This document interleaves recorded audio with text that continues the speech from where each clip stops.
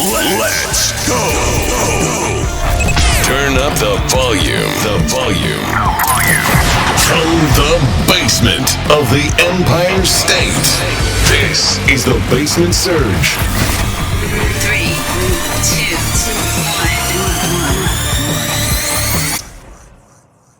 2, 1. Welcome back to the Basement Surge, everybody. Thank you very much for joining me.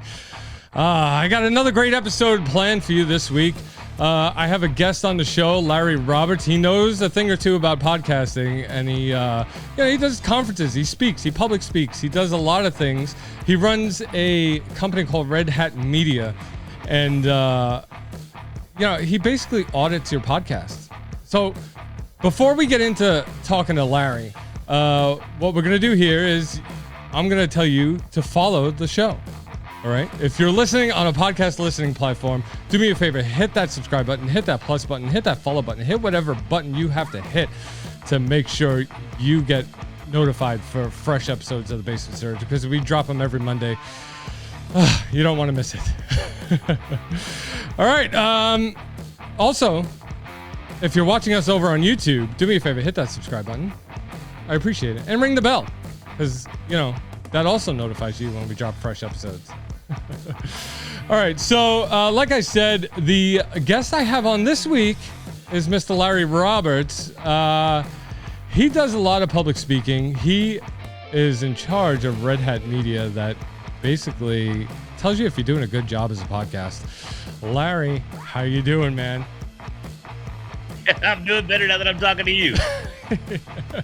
It's great to have you on the show, man. You and I have known each other for a while now. We did a sales class with Joe Pardo one time, and I think that's how I met you. It's been a minute, but we were both in that mastermind of Joe's, and man, has he taken off and just done some amazing things, or what? I mean, he is crushing it. He really is. Joe is like, he's super busy with YouTube channels, YouTube videos, and sales and coaching and like podcast conferences. I can't He's got a ton going on for sure. He does, but not as much as you, bro. Like I'm looking at your website, like redhatmedia.io, and it's like you do everything. Like I'm just waiting for the book to come out.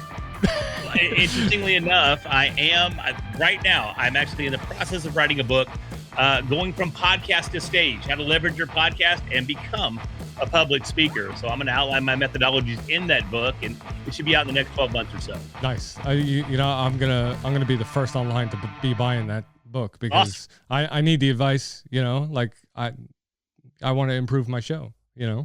Yeah, 100%. Yeah, we all do. We're all looking to get better, right? We're all looking to improve. Hell yeah. Larry runs redhatmedia.io, and it's a great website, everybody. So go check it out. All the links to everything that we're going to talk about today are going to be down in the show notes below. So go check it out. Larry, I'm so happy to have you on the show. It's been a while, and you were you're almost on my bucket list of guests, because I've been following you for a long time. Okay, and I see what you're accomplishing in the media, and it's amazing, because I know when I started podcasting, I was a very shy and reserved person, right? Yeah. Okay. Yeah. So for me to come on and do a podcast, and let alone a vodcast, it's coming out of my shell, and I can't imagine getting up on stage and actually talking to people. I think that's the next step for me. It just has to be.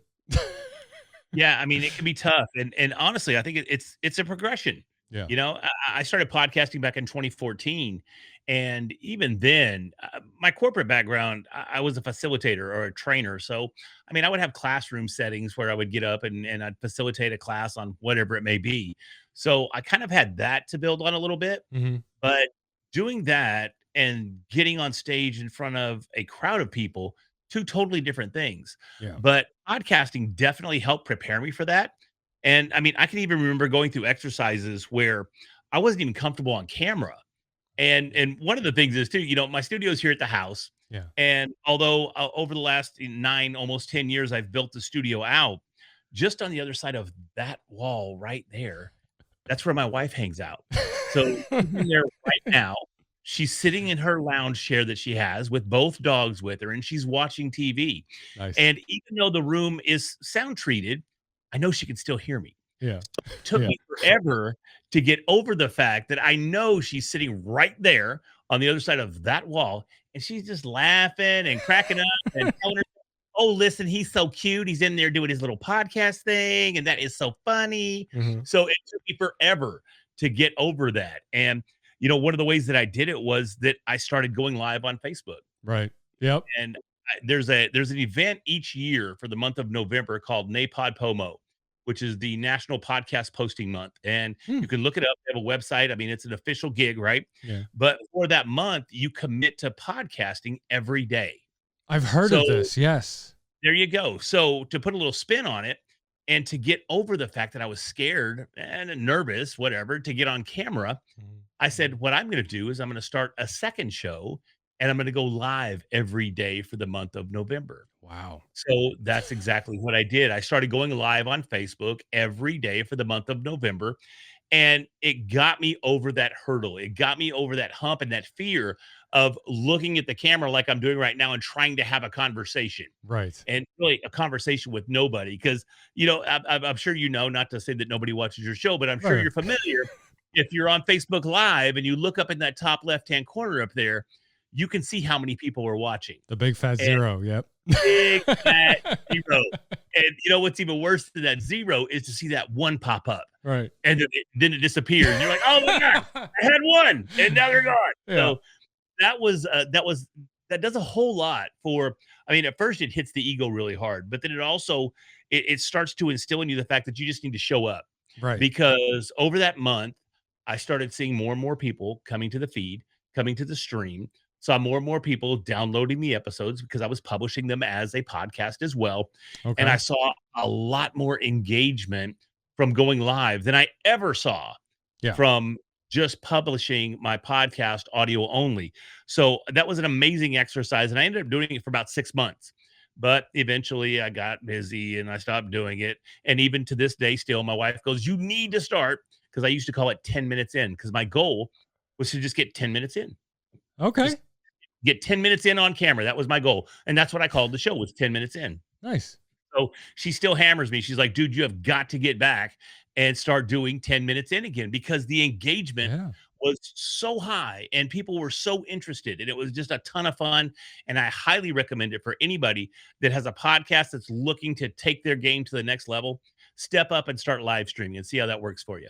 Yeah. I mean, I remember when I first started live streaming, it was a little awkward, you know? I mean, yeah, I had a co-host with me at the time, but yeah, and I had really crappy internet.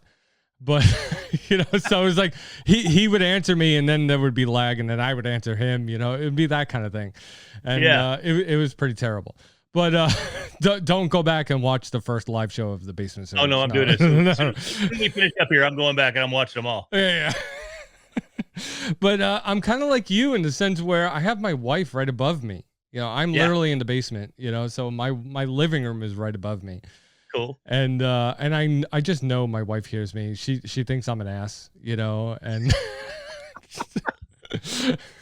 and then like I'll finish the show and then I'll go back upstairs and she'll be like, well, you shouldn't have said that. Like you should have said it this way. And she's like my manager, kind of. That's too funny. It's too funny. If I get a little loose lipped on some of my podcasts, maybe I drop an F word here or there, I get scolded. Right. You shouldn't have said the F word. There's no need for that. There's no need to say that, Larry. Right. But like you said, you've been podcasting since 2014, and like how many different shows did you run? Oh man. I'll say half a dozen. I think that's probably a fair number at this stage. Right. My first show was a comedy podcast, and I was inspired by, well, go figure, Joe Rogan to start a podcast. A friend of mine that I worked with, and I'm a huge fight fan, right? So he's been trying to get me to listen to Joe Rogan because Joe Rogan commentates the UFC, right? And I never missed a UFC since 1993. That is a true statement. So here we are 30 years later, Never missed a show, not one. You know, first of all, I'm sorry to interrupt you, but No. I had a t-shirt company that I had my t-shirt on UFC fighters in Madison Square Garden, but that's a story for Dude, another that is so cool. episode. That's amazing. Yeah, go ahead, continue. I'm sorry. Oh, that's awesome, dude. No, that's amazing. I would share that story too. That's awesome. And I don't. Oh, but a friend of mine at work was like, "Dude, you listen to Joe Rogan on the fights. You're gonna love his podcast." And I'm like, "Dude, I don't have time for a podcast. Podcasts are for nerds. I have to go home. I'm too busy playing World of Warcraft right now to deal with a podcast. Yes. So I just don't have time for it." But anyways, I finally gave in and I listened to an episode, and that episode of the show had two comedians on there, and it was Tony Hinchcliffe and Joey Diaz. Okay. And if you're in the comedy scene, you've probably heard of these two guys. If you're in the podcast scene, you've probably heard of at least Tony Hinchcliffe, because he's got one of the top-rated comedy podcasts in the world right now called Kill Tony. Yep. But I heard those guys, and they were on there. And, you know, I was born in 72, so I grew up in the 80s. And in the 80s, you had a different type of comedy. You had the Sam Kinnisons and the Dice Clays and the Robin Williams and the George Carlins. And they took freedom of speech to the next level. And when I heard Tony and Joey Diaz on Joe's podcast, I was like, oh my God. So I can tell those jokes and not get in trouble. I can tell those jokes and not go to HR. This is amazing. I have to start a podcast. So I reached out to a friend of mine whose son was an open micer here in Dallas. And we started my first podcast, and it was our podcast. I had a co-host as well, just like you mentioned. Yep. His name was Jamie Gravitt, and he's crushing it on the Austin comic scene. He took his comedy to the next level. It all started with the podcast. Nice. He ended up signing on with Eddie Griffin. Wow. The movie was Undercover Brother that everybody got to know Eddie Griffin on. And he was his opener in Vegas for 2 years at the New Sahara. So that's amazing. And all the comedy that Jamie was doing really got exposed on the podcast there. So a lot of good things came from that show. It was really amazing. Sweet. Wow, that's ridiculous. Hey, Jamie, how's it going? No, you know, it's interesting because we didn't just do the podcast. The podcast was doing really, really well. Mm-hmm. And I think it was just because of the content, you know, and we were so free and so open and really so ignorant because really the show was bad. I've listened back to it. And this is really, really terrible. This is Come on. It's bad. No, brother, it's bad. It's bad. All right. So after all these dozens of shows that you've started, when did you realize that you should be doing video, that you should be doing live shows? Oh, man. Well, it goes back to the story that I was sharing you with Napod Pomo, which I think that was around 2018, 2019 that I did the 10 minutes in gig. Yeah. I'd have to look back at the dates, but that feels about right because I had stopped doing the first show because I was still in corporate and the show didn't really reflect company values with the $1 billion company that I was working for. So I ended up stepping away from that, but I still love podcasting. Right. So I started my second show, which was I had no idea what I was doing. I didn't know how to market a show. I didn't know how to target an audience. I didn't know how to name a show. And I ended up calling that show Readily Random. Yes, I remember that. And I was going to bring that up. Yeah. Yeah, so that was my second show. And that name came from a blog that I had back in the MySpace days because I would just get on there and I'd just write about random stuff. And I thought I would do the same thing with a podcast, and people would just love it. They would love to hear all these random people that I'm talking to. Yeah, they love it because people care what I have to say. You know? Exactly. And newsflash, they don't. Right. So I got to talk to a lot of really cool people. I had some excellent interviews with people that I never would have had the chance to talk to before. I mean, I love origami. All right. The Japanese paper folding. All right. Little insight there. Yep. So I got to interview the premier origami artist in America, and he's an MIT mathematics professor. So he told me how mathematics plays into origami. And it was probably the dullest interview you'd ever heard in your life. But I was just eating it up. I thought it was the coolest thing ever. But you to think that many other people would find it intriguing was a little naive. But I mean, I had guys like him all the way up to, I managed to interview the sax player from Pink Floyd. Pink Floyd was my all-time favorite band. So opportunities came up to really engage with some people that I never would have had the opportunity to do that with if I didn't have the show. But at the same time, it didn't really serve a purpose because it didn't serve an audience, Mm. and I didn't understand that. It served me, which was cool, and that's fun and all. But if I'm really looking to serve an audience, I was missing the mark because I didn't understand what that even meant at the time. Gotcha. Gotcha. Wow. So it's kind of like at the time you weren't really niched down, into a specific topic, and Yeah, not at all. Not right. at all. It's kind of like this show. you know. I basically talk about whatever I want, and We are learning on the fly, folks. yeah, yeah, I'll expect your invoice at the end of this, teaching me. But great. but I'm kind of in the same boat because over the past couple of years I've started multiple shows. I started another show called From Podcast to Vodcast, where basically I tried to help podcasts go over to vodcasts and introduce a camera to their setup, and turn it Sure. into a YouTube channel. And through that journey, I've had the pleasure of talking to Perez Hilton. I've done shows on Clubhouse with Steve Olsher, from Podcast Magazine. And it's just like you said, it's given me the opportunity to talk to people who I would never have talked to before. And it's amazing. It really is the whole podcasting world. First of all, I have to say the whole podcasting world is very supportive. Oh, dude, one of the best communities I've ever been involved with. Yeah. Honestly, everybody's looking to help everybody grow. There's not really a sense of competition, more Right. of just a sense of camaraderie, Yeah. which is just amazing. Especially if you're looking to try to figure out exactly what to do next. Yeah. There's always somebody out there that's more than willing to help you take that next step. Right.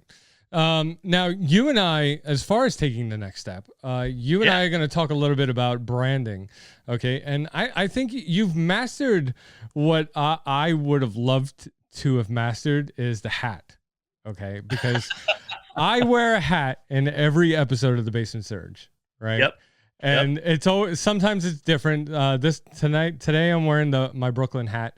And normally I'm wearing my Los Angeles Dodgers hat, or I have a podcaster hat or a vodcaster hat.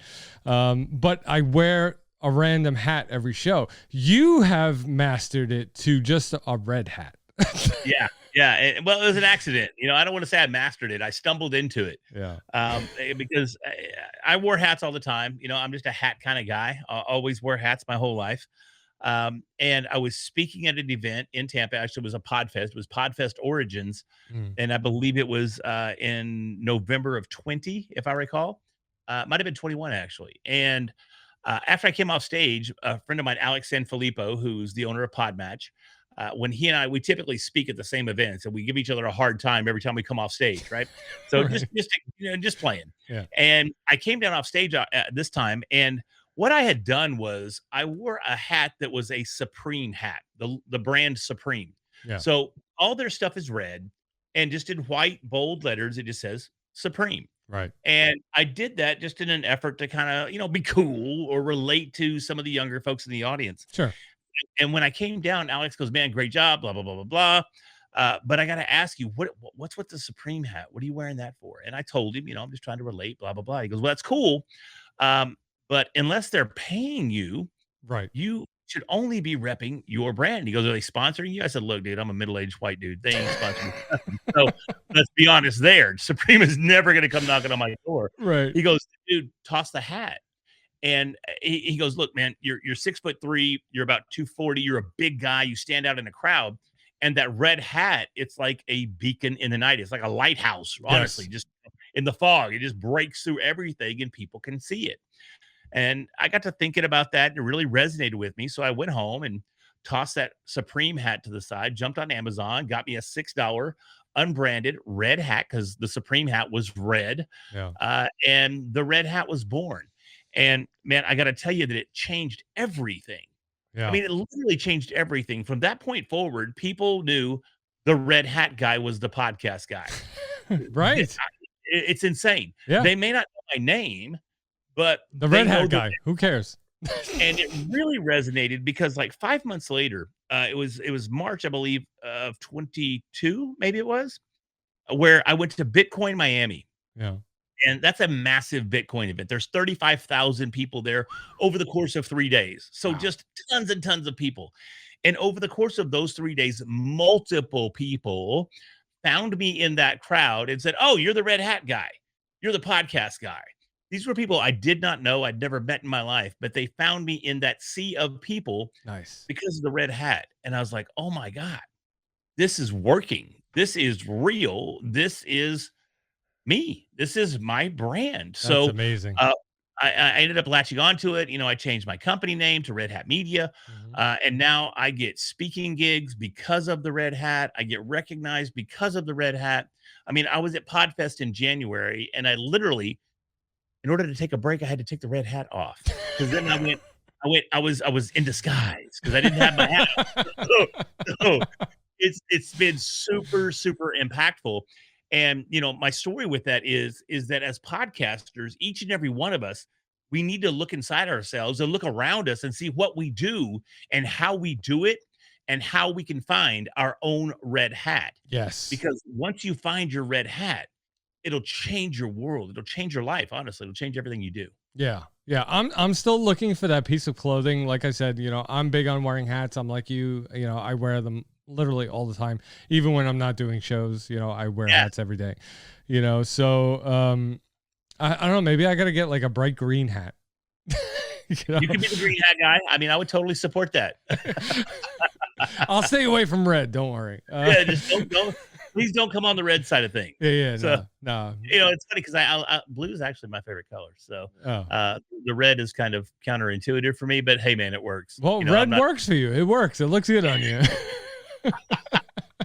it makes me nervous though when I'm in LA. I promise you, I was in Orange County a couple months back, and I was like, man, I don't know if I want to come outside and wear this red hat on the streets here in LA. I don't want to, I don't want to be repping the wrong hood, Oh, so, yeah. Okay. Yeah, I get what you're saying. Yeah. Yeah. Don't come to Brooklyn wearing that. Yeah. No, no. 'Cause there are the occasions where I get the whole, is that a Trump thing? I get that every once in a while. Oh, really? Yeah, I promise it's not. It's not a Trump Right. thing, but it's nothing political about it whatsoever. No, It's I didn't even think of that. dude. People do. I promise. They go, Wow. "Oh, is that a MAGA thing?" And I'm like, no, it's just a No, red hat, man. just the red hat. Red It's my brand, Larry Yeah, Roberts, follow me. beacon in the night. I got to remember that for the closing when we finish up. The beacon in the night. Yeah. How did you start with the speaking engagements?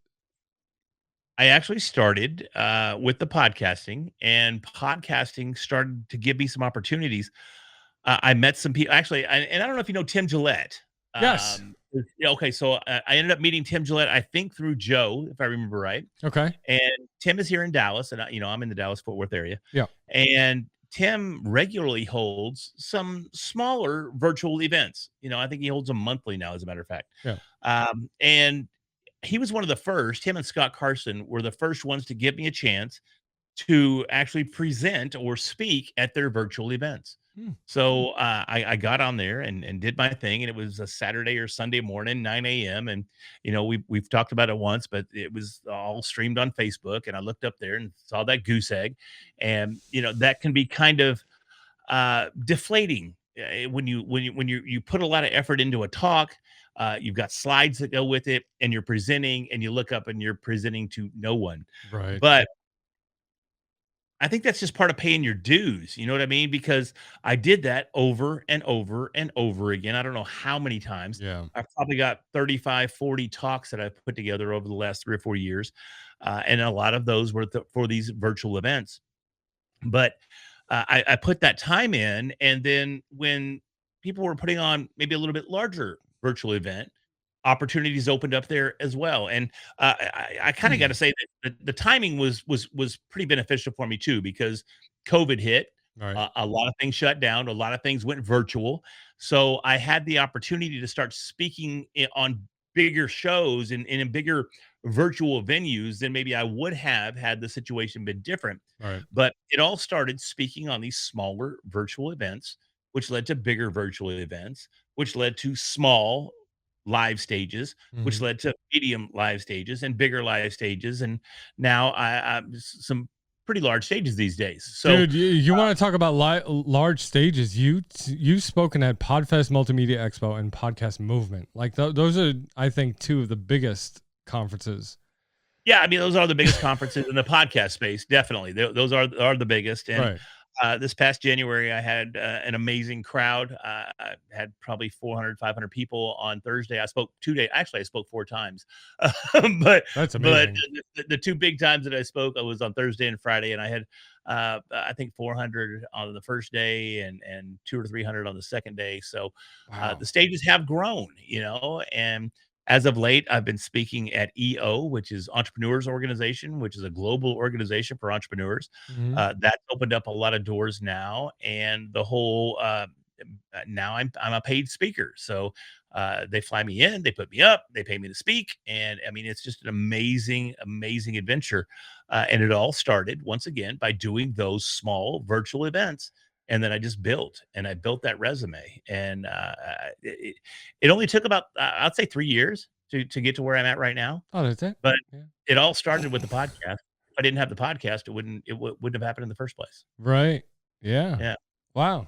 Yeah, because I remember I did a couple of online conferences during COVID, and I spoke doing like kind of like an OBS tutorial Yeah. for live streaming, and then I hosted a panel talking about live streaming and marketing and all that on a conference. And it was fun. I liked it. Sure. It was a lot of fun talking to the panel, and interacting with these guys who knew their stuff. And Yeah.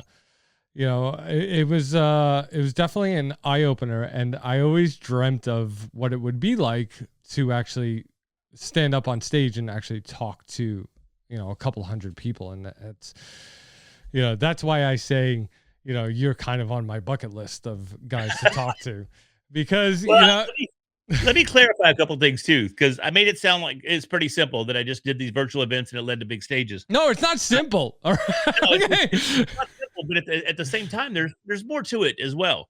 I mean, even as we sit here right now, I have two speaking coaches, two different types of speaking coaches. I've taken voiceover acting lessons twice. I've taken Really? advanced intermediate. I've had camps. I've done a whole lot of voiceover work there as well. I've taken stand-up comedy lessons. I've done a little open mic action myself. So I've put myself in these positions to improve my speaking abilities and to improve my appearance on stage. So how do I interact with a crowd? How do I work a crowd? So it wasn't necessarily, granted, the path was starting with the virtual events, but also in between all that, I was investing in myself. I used to be a member of Toastmasters, so I went through that. I've taken speaking classes. I've done a variety of things to put me in the position to be ready Right. to step up once I've laid that foundation and the opportunities present themselves. I've made sure that I'm prepared to take that step. So Wow. there's definitely more behind the scenes than just taking those steps. Um, but if you prepare yourself, and that's really what you want, laying that foundation and following the path that I followed works each and every time. I've seen multiple people do it. Wow, you're like one of those young actors who goes to Juilliard to study acting, and then becomes an actor.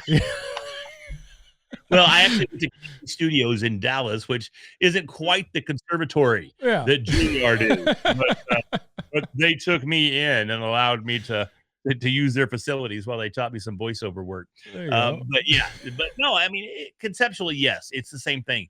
You Right. have to invest in yourself. Right. If you want things to happen, they're definitely not going to fall in your lap. Yeah. There is a proven roadmap that you can follow, and that's what my book's all about, or going to be all about. Mhm. So I'm going to line all that out there. But I mean, that's some of the high level stuff that I did in order to make this thing happen in what I consider a pretty short amount of time. About 3 years. Nice. Nice. Well, we touched a little bit before about branding, about marketing, with the Red Sure. Hat and everything. Let's talk a little bit about your company, Red Hat Media. Yeah. Um, you do a lot of podcast auditing through the company, which is, I'm going to read this directly from the website. So you offer to get a thorough review of all the podcast components and walk away with an in-depth analysis of what you're doing great, where there is room for improvement, and what steps you should start taking right away. So like, he looks at your podcast, you look at their podcast and, you say, all right, you should fix this, you should fix that. And then this should, make you a little bit better of a show. And, you should be, kind of successful from that. How's it going? How's that working out for you? Oh, that's great, dude. Love the transition. Super smooth. Super smooth. That's what we do here on the Basement Surge. Man, I tell you, Red Hat Media started off as, and it still is. We work with brands, businesses, and organizations to build better brands through podcasts. So first and foremost, we help brands and businesses launch their podcast and get their message out to a larger audience, or to audiences that they wouldn't reach any other way. Yeah. As far as the podcast audit goes, I mean, that's one of the hottest ticket items that we have, that we offer up, is just like you said. We'll go in, we'll take a look at your podcast, and we look at everything from the name of the podcast to the cover art to the description of the podcast to the quality of the content to the way you work the mic, the way your audio sounds. If you have video, the way your video looks. We go in, we take a deep dive into all of your social media and how you're leveraging that to grow your podcast. And by the time we're done, got a little emotional there. By the time we're done, not really. By the time we're done, man, you got about a 10 to 12 page document that really breaks down every aspect of your podcast. And yes, we do end up giving you 6, 8, maybe 10 different bullet points that you can work from and implement these changes immediately and start to see the success that you're looking for with your show. Awesome. Maybe I'll hire you guys, take a look at Surge here. We can talk about it for sure. Absolutely. Like my transitions into topics, my segues. We might work on those a little bit. Right. It's all in fun, like what I'm just, okay. No, it's all good, brother. It's all good. It's funny because I remember back in the day when I had a co-host, and having a co-host is so much easier. Yes. Than doing a solo cast, right? Yep. Because you got somebody to kind of help you carry the show a little bit. And after I lost my co-host, and just basically I changed gears, I didn't lose my co-host, but after I changed gears and had a solo show, I was like, man, I miss having a co-host, because it just makes it easier to be conversational. Yeah. Because you can always lean on your co-host and get a little exchange going back and forth, and bring the guest in. Right. It's a lot easier. So I'm right there with you, man. It's tough. It's tough being solo sometimes. It's all right. I almost enjoy it sometimes, because it's a one-on-one. It's an intimate conversation. Yes, sir. It's very, very intimate. So what would you say, besides, for people to find their own red hat, what would you say would be the best way to market their show? Know your audience. I mean, and that sounds so cheesy, but know who you're talking to. Who are you talking to, and why are you talking to them? I mean, what value are you bringing? Are you just bringing entertainment? Cool. I mean, that's value in and of itself. And so many times, comedy podcasters and conversational podcasters and just entertainment podcasters, they kind of get lost in the conversation. If you listen to professional podcasters and they're telling you how to grow your show, they're always going to say, find your audience, Right. which you do need to find your audience. There's no doubt about that. Sure. And they end up saying, find your value proposition, or what I've coined, your unique listening proposition. But sometimes it's not a unique listening proposition, and you just need to provide really, really good, entertaining content. Right. So know what you're doing, know why you're doing it, and above anything else, at least for me, this is what worked for me: have fun doing it. Yes. Because when I stopped having fun, I stopped seeing that growth. I stopped seeing that progression. When I stopped being excited about hitting that record button, I lost everything. Yes. because I was just showing up and going through the motions. I wasn't having fun. I was almost kind of dreading Right. recording a podcast because I saw that I'm not really doing this for me. I'm trying to shape this show to be something for somebody, and it's no longer for me.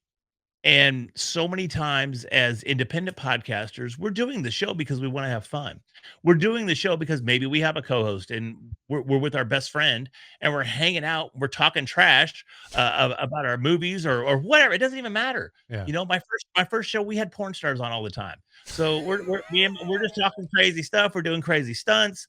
We had the wildest, crazy people we could possibly get on the show, and we were just being stupid. And it was fun as all get out. It was crazy fun. Yeah. But I probably wouldn't be writing a book today that says from podcast to stage had I continued doing that podcast.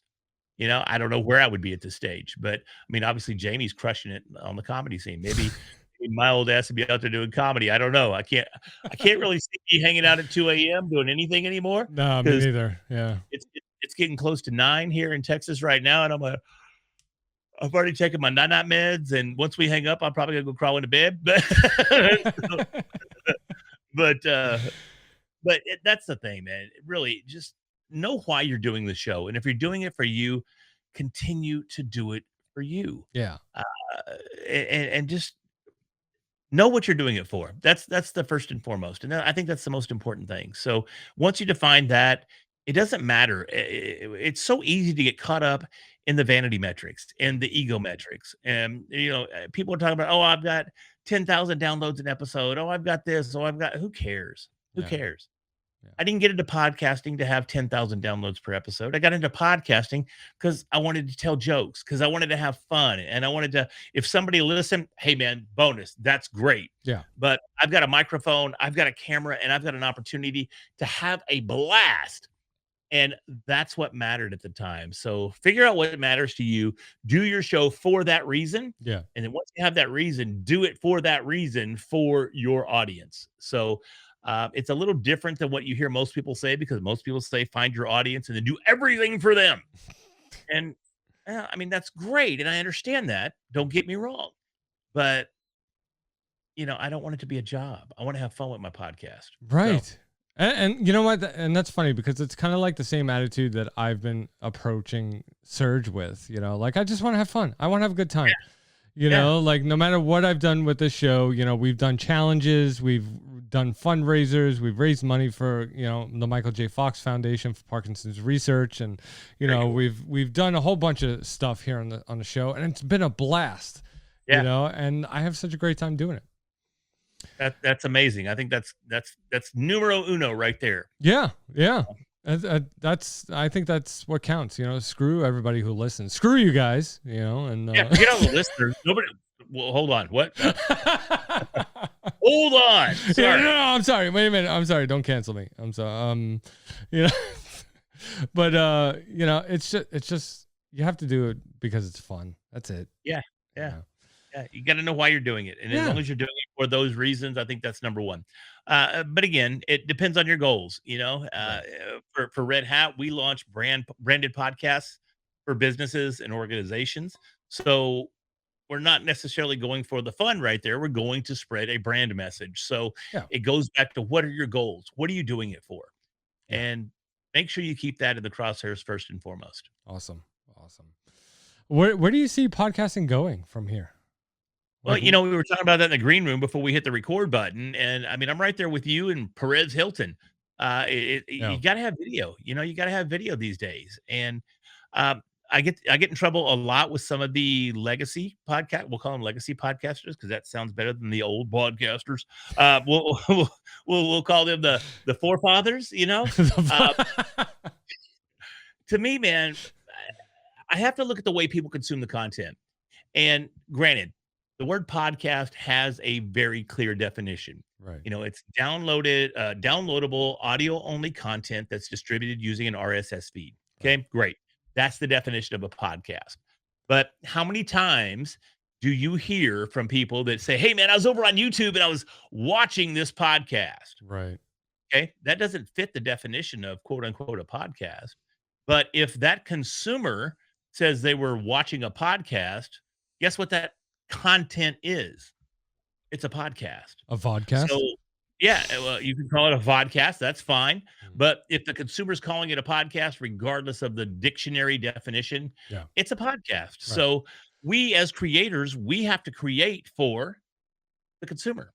They call it a podcast. We're creating a podcast. So most people are consuming things on video now. Whether it be short form video or shorter form, maybe mid range video.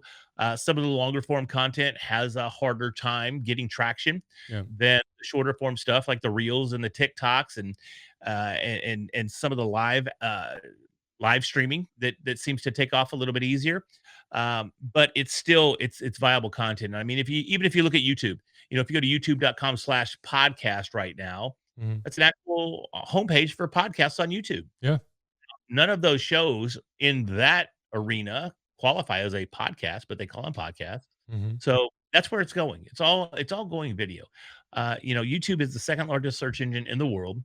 It's owned by the first, and they're going to merge eventually, and it's going to be one massive search engine. And discoverability is the biggest challenge for any podcaster. Yes. If you're looking to grow an audience, getting discovered and having people find your content, that is the biggest challenge that each and every one of us have. Mhm. So if you've got your content on the second largest search engine on the planet, you've got a really, really good chance of structuring your content in a way that is SEO rich and can be found. Yeah. So, from a traditional podcast, audio only perspective, the way that podcasts are distributed, not quite as easy.